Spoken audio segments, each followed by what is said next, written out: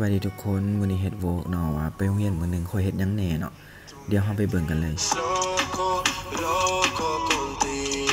อันดับแรกก็คือเก่าเนาะขึ้น BTS ไปโรงเรียนทุกคน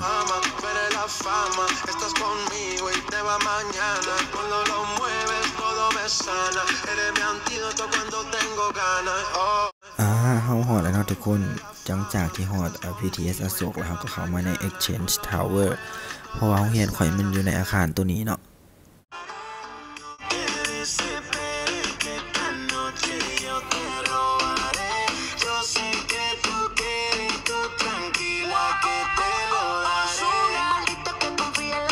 โอเคทุกคนตัวนี้ฮอดโรงเรียนเนาะกำลังถามหมู่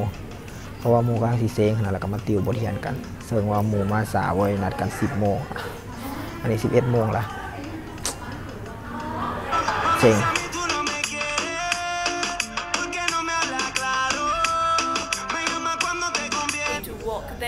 Okay. And you know what? I know a lot about Myanmar. The salary, you know what? The average salary is not that good. หลังจากที่เรียนแล้วประมาณ10-20 นาทีเนาะก็พากันมากินข้าวเนาะทุกคนกินไกลๆห้องเรียนนี่แหละเนาะ Terminal 21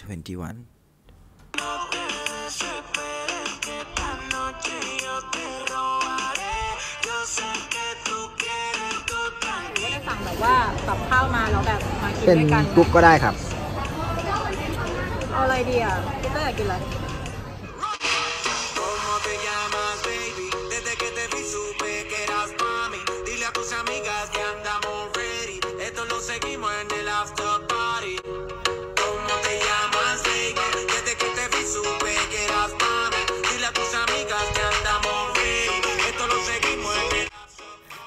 เบิร์ดเท่านี้เนาะทุกคนกิจกรรม